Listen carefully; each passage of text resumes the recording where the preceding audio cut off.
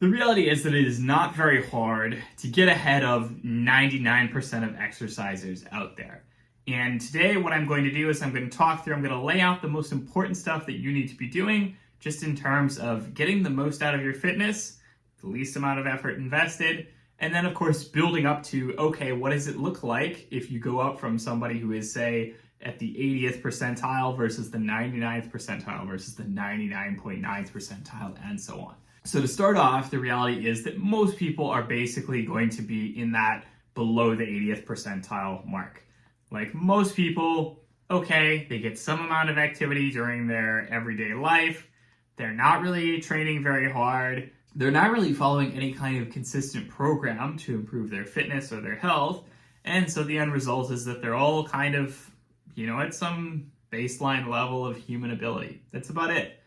And so the important thing to understand is that the very first stage, the very first level here to get yourself ahead of 80% of the people in the world is just to train consistently. That's all you have to do.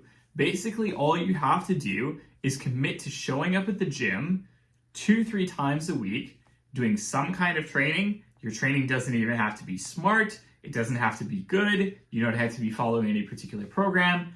Like hell, you could go in, you could hop on the treadmill for a while, you could do some random weight machines that seem cool, great, awesome. Like you've just put yourself ahead of 80% of people on the planet because you're actually consistently going to the gym. So it's important to understand that that is going to get you most of your results right away, is literally just showing up at the gym.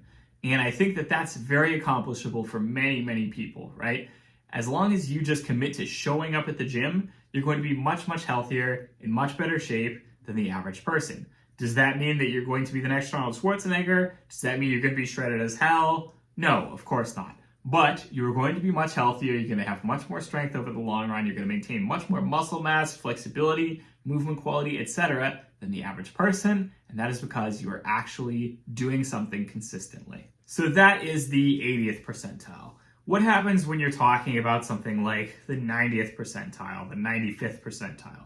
This is where you go from somebody who is just casually using the gym a couple times a week, maybe 2-3 days a week, to somebody who is pretty seriously committed. So this is where you're looking at somebody who trains probably 4, maybe 5 days a week. They're doing a good mix of cardio and weight training, and more importantly, they have a little bit more sense of how to actually train, right? So they're following some kind of actually intelligent plan, whether that's something that they've found online or they've got from a trainer or a coach or something like that.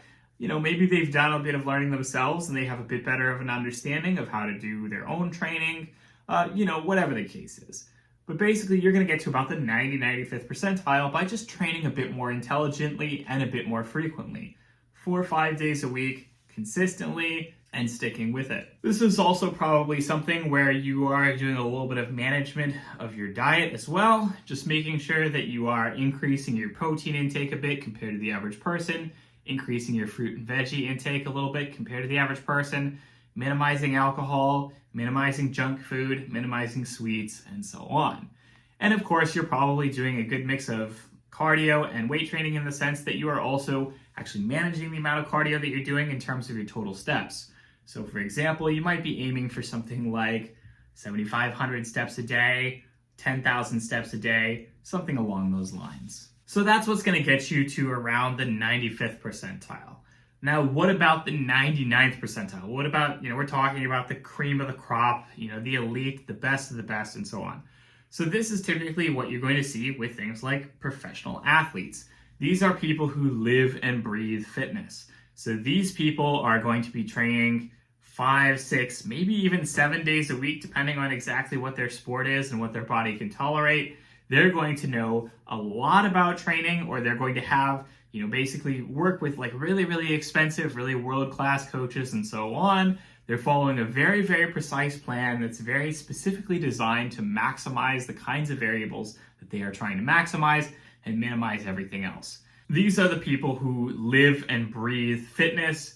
They are doing everything all the time. They're also the kinds of people who, in addition to everything else, they are probably doing a lot of wacky stuff, for lack of a better phrase, which is to say that when you get to a certain level of fitness and you are trying to be athletic, you are trying to be competitive, you are really looking for anything that can give you an advantage over your opponents, right? Whether that's in team sports against other teams, or whether you're in some kind of solo sport and you're just competing against other people, or just competing against yourself. The reality is that once you get to that point, you're going to be more willing to accept, okay, I've heard about this crazy pill or powder that may give me a 1% boost here, so I'm going to take it, even though it's expensive, because to me it's worth it. If it doesn't work, okay, fine. If it does work, great, I got 1% better, and that may be 1% that I can squeeze out over my opponents. So these kinds of people are also not just sticking to a lot of really smart evidence-based methods for improving their fitness, but they're also probably mixing in a healthy dose of all kinds of other random wacky stuff that may be helping them out a little bit as well, but probably is mostly a waste of their time. So that is what you would say is the person who is at the 99th percentile. What about the 99.9th percentile? What about talking, we're going from people who are, say, athletic, professionally athletic, etc., to the people who are world class, the best in the world, etc. Well, for those people, unfortunately, realistically, it's not really too much that you can control personally. It's going to come down to a few major factors, like the fact that you've got world-class genetics. You just happen to be lucky that that is what it is. And so that's making it so that you're getting a lot more result out of all that other crap that you're doing. And also, good chances are you're willing to cross over that line, do a bunch of steroids, take a bunch of performance-enhancing drugs, whatever it is, that's going to get you ahead in your sport, that is going to squeeze out a lot more results there.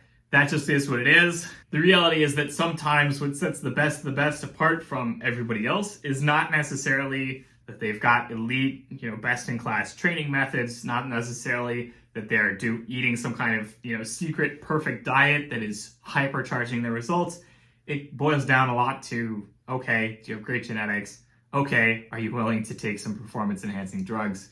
Great. So most people will probably fall somewhere within this range, right? Most people are not going to be world-class athletes or even aspiring world-class athletes. And so it's more about sort of finding where exactly on this spectrum you fall and what kind of results you want, right? Like how much effort do you want to put into it versus what do you want to get out of it? Like I was talking about earlier, again, you can get the 80% very easily. Just show up to the gym consistently. Don't even necessarily have to follow a decent training program so long as you continue to show up.